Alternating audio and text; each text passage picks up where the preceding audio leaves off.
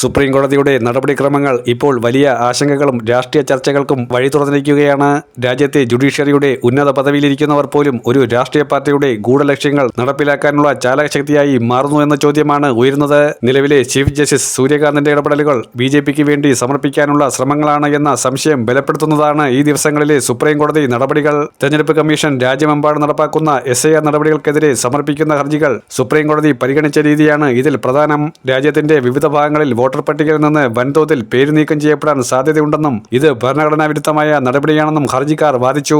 എന്നാൽ ഈ നടപടികൾ സ്റ്റേ ചെയ്യാൻ കോടതി തയ്യാറായില്ലെന്ന് മാത്രമല്ല, തെരഞ്ഞെടുപ്പ് കമ്മീഷന് വോട്ടർ പട്ടികയിലെ വിവരങ്ങൾ പരിശോധിച്ച് ഉറപ്പുവരുത്താൻ അന്തർലീനമായ അധികാരമുണ്ടെന്ന് ചീഫ് ജസ്റ്റിസ് വ്യക്തമാക്കുകയും ചെയ്തു.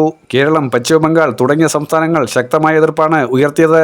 ബൂത്ത് ലെവൽ ഓഫീസർമാർക്ക് പോലും കടുത്ത സമ്മർദ്ദമുണ്ടാക്കുന്ന ഈ പ്രക്രിയ നിർത്തിവെക്കണമെന്ന ആവശ്യം കോടതി തള്ളിക്കളഞ്ഞത് SIR നടപടിക്രമങ്ങളെ ചോദ്യം ചെയ്യുന്നവർക്ക് വലിയ തിരിച്ചടിയായി മാറി. വോട്ട് ചോർച്ചയുമായി ബന്ധപ്പെട്ട വലിയ തോതിലുള്ള പൊതു താൽപര്യ ഹർജികൾ കോടതിയുടെ പരിഗണനയ്ക്ക് വന്നിട്ടും അവയൊന്നും വായിച്ചു പോലും നോക്കാൻ താൽപര്യമില്ലാതെ ചവറ്റുകുട്ടയിലേക്ക് തള്ളാനുള്ള നീക്കമാണ് കോടതിയുടെ ഭാഗത്തുനിന്നും ഉണ്ടായെന്ന ആക്ഷേപം ശക്തമാണ്. ഇവിടെയാണ് നിലവിലെ സുപ്രീം കോടതിയുടെ സമീപനം മുൻപ് ഇതേ വിഷയത്തിൽ കോടതി സ്വീകരിച്ച നിലപാടുകളുമായി താരതമ്യം ചെയ്യപ്പെടേണ്ടത്. മുൻ ചീഫ് ജസ്റ്റിസ് DY ചന്ദ്രചൂഡിന്റെ കാലത്ത് വോട്ടവകാശം ഭരണഘടനാപരമായ അവകാശമാണ് എന്നതിൽ കോടതിക്ക് വ്യക്തമായ കാഴ്ചപ്പാടുണ്ടായിരുന്നു. വോട്ടർ പട്ടികയിൽ നിന്നും ഒരാളുടെ പേര് നീക്കം ചെയ്യുന്നതിന് മുൻപ് ബന്ധപ്പെട്ട വ്യക്തിക്ക് കൃത്യമായ നോട്ടീസ് നൽകണമെന്ന് കോടതി കർശന നിർദ്ദേശം നൽകിയിരുന്നു. എന്നാൽ ഇപ്പോൾ സൂര്യകാന്ത് ബെഞ്ച് സ്വീകരിക്കുന്ന സമീപനം ഈ ജാഗ്രത പൂർണ്ണമായും കൈവിട്ട രീതിയിലാണ്. സാധാരണക്കാരുടെ അവകാശങ്ങളെക്കുറിച്ച് കോടതി നിശബ്ദത പാലിക്കുന്നതാണ് ഇവിടെ കാണാൻ കഴിയുന്നത്.